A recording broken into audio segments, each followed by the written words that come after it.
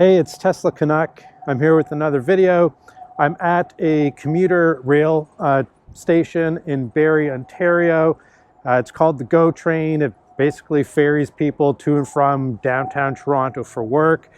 I had a viewer ask me a question, and I thought this would be a great experiment. They wanted to know what would happen if you left your phone, which is also your key when it comes to the Model 3, if you're using the Bluetooth phone key. And if you left it in your car, would the Model 3 eventually realize that you're not in the car and then lock the car to secure the car and its contents and not let somebody, more importantly, drive away with your Tesla? So we're going to do an experiment today, and the scenario is like this. So if you're commuting and you come to the train station, you see your train, you're going to miss it, so you quickly park.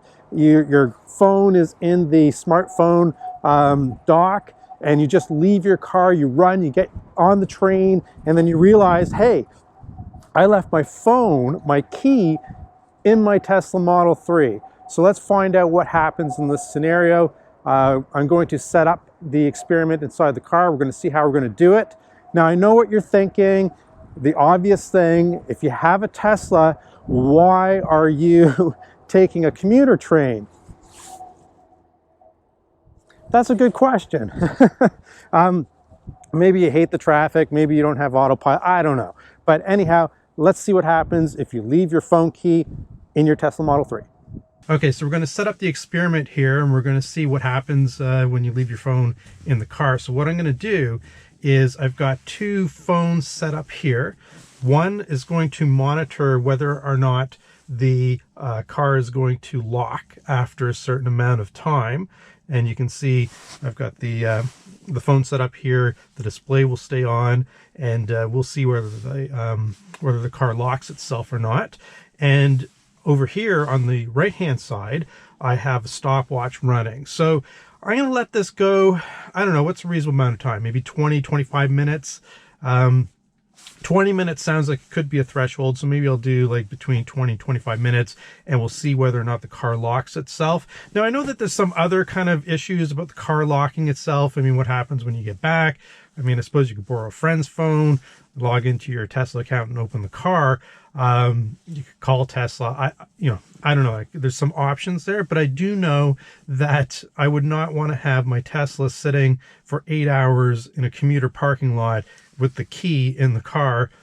Basically anybody can drive off. So hopefully what's going to happen after 20 minutes, it's going to realize there's nobody in the car because they can recognize when there's weight on the seats, and it'll lock itself. But let's see what happens. I'm going to start the timer now, and then what I'm going to do is I'm going to leave the car, and I'm going to be at least 100 yards away. The other phone I have in my pocket, it won't affect this because I've got the Bluetooth off, and I'll be way too far away out of range of the car, but I will be able to monitor to see whether or not the car locks itself. So that's it. I will be back in, let's say, 20-22 minutes, and we'll see whether or not the Tesla Model 3 is smart enough to realize there's nobody here, because it can sense whether or not somebody is sitting in a seat here. So let's see what happens.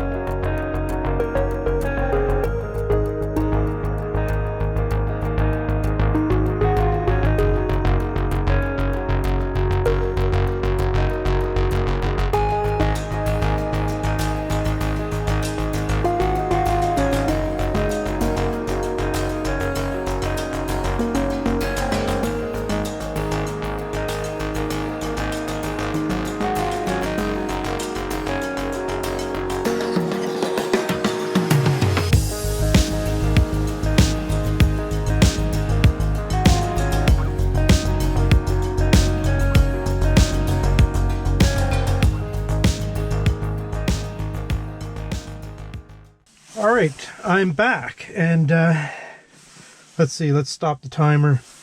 24 minutes and 55 seconds. Man, it's really super cold outside.